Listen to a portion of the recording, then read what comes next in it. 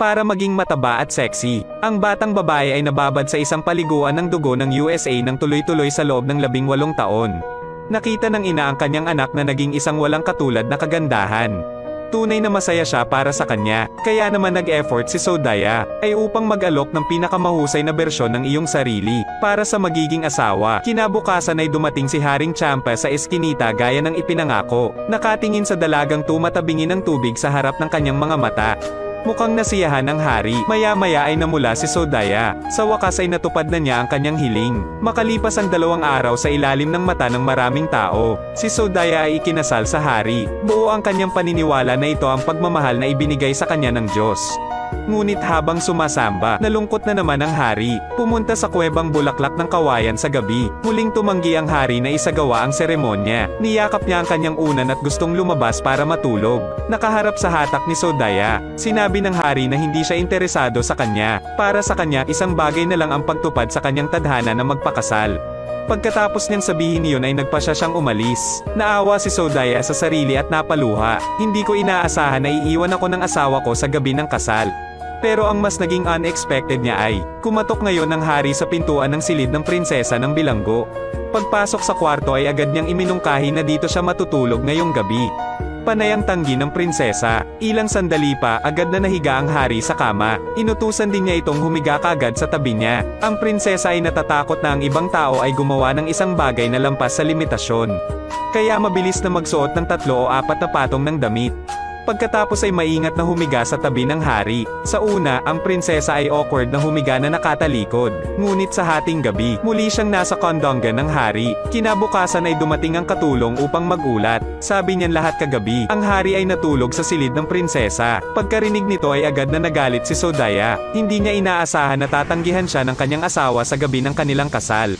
Muli dahil sa isang bilanggo na mababa ang katayuan, galit niyang isinama ang katulong. Nagbabalak na parusahan ang prinsesa. Hindi ko inaasahan na lumabas na lang ako ng pinto. Nakita ang monarko. Tinutulungan ang prinsesa na bumaba sa kabayo. Ang nakakapagtaka pa ay ang mabangis na ugali ng prinsesa kagabi. Ngunit ngayon siya ay tila lubhang mahiyain. Lalo nitong pinagseselosan si Zodaya. Kaya nung araw na yon, nang isama ng hari ang prinsesa sa isang picnic, nag-ayos na si Zodaya ng pananambang para sa mga bantay sa kagubatan.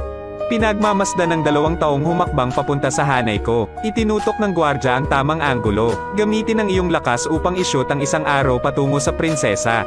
Kung walang problema, tapos siguradong mamamatay ang prinsesa. Ngunit sa pinakamahalagang sandali, sumugod ang hari upang harangan ang palaso para sa kanya. Gusto lang ipana ng gwardya ang pangalawang palaso. Sa hindi inaasahang pagkakataon, nahuli siya ng mga kampa ng hari. Hindi nagtagal ay inihatid ang gwardya sa harap ng reyna. Sa sandaling ito, nakaramdam ng matinding kaba si Zodaya. Kung ang gwardya ay magbunyag ng kanyang sarili, siya ay mapahamak. Ngunit ang hindi niya inaasahan ay ito, ang kalaban lamang ang nagdadala ng bigat ng krimen. Inutusan ako ng galit na hari na ilagay siya sa bilangguan. Pugutan kita ng ulo mamaya. Ngayon ay nagkakaisa na ang 3 bansa at mapayapa ang pamumuhay ng mga tao. Upang ipagdiwang ang kapayapaan at kaunlaran, iminungkahi ng hari na ayusin ang seremonya. Sinamantala ng reyna ang pagkakataon para asikasuhin ang bagay na ito. Magugulat din daw ito sa hari. Ngunit sa hindi inaasahan sa gabi ng kasal, malupit niya itong tinalikuran. Nanatili sa silid ng prinsesa ng bilanggo ng isang buong gabi. Hindi niya inaasahan na ang ibang tao ay maglalakas loob na makipagkompetensya sa kanya para sa isang lalaki. At sa araw ng kanyang kasal, upang maghayganti sa kalaban, pinuntahan ni Zodaya ang prinsesa. Sinabi na gusto niyang magtanghal at sumayaw siya sa seremonya bukas. Iyon ay angkop para sa kanyang katayuan bilang isang bilanggo ng digmaan. Ngunit hinahangad ng prinsesa ang pabor ng hari, kaya't huwag mong hayaan ang reyna sa iyong mga mata. Hindi napigilan ni Zodaya na agad napahawak sa bibig ng prinsesa. Balaan siya na ito ay isang utos, hindi isang kahilingan. Sa isang kisap mata, dumating na ang araw ng seremonya. Nakita ng hari ang prinsesa na sumasayaw sa ibaba. Parang gulat na gulat, hindi ko inaasahan ang taong mahal ko. Sumayaw muli para makita ng mga ministro, bilang isang bilanggo ng digmaan. Tumingin ang prinsesa sa hari. Naawa ako sa sarili ko kaya tumulo ang luha ko. Nang makita ito, nalungkot ang hari. Ngunit wala siyang ibang pagpipilian.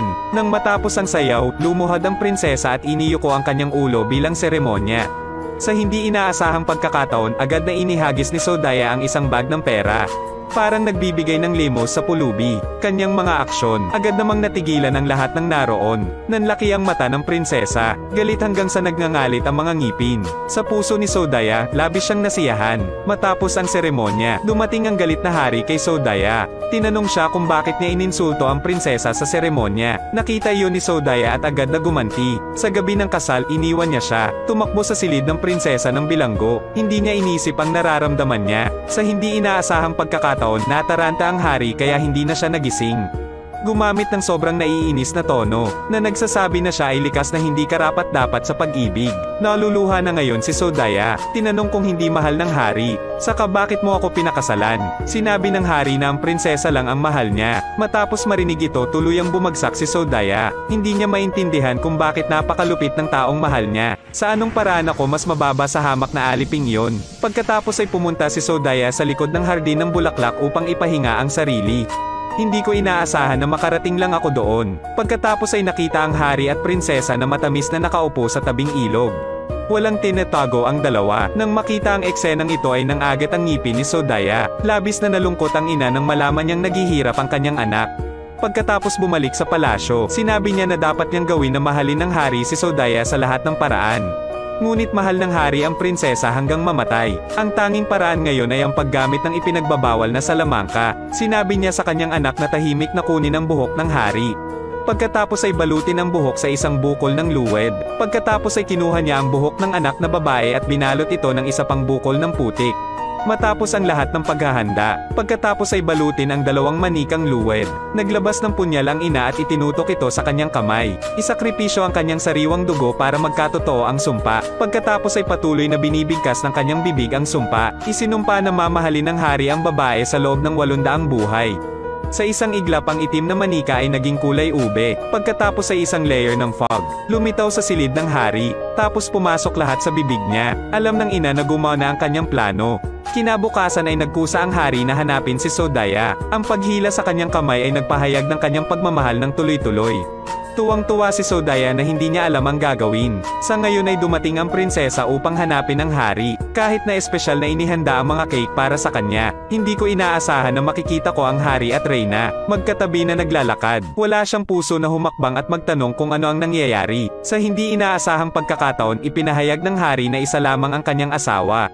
Yan ang reyna na pinakasalan ko ng maayos.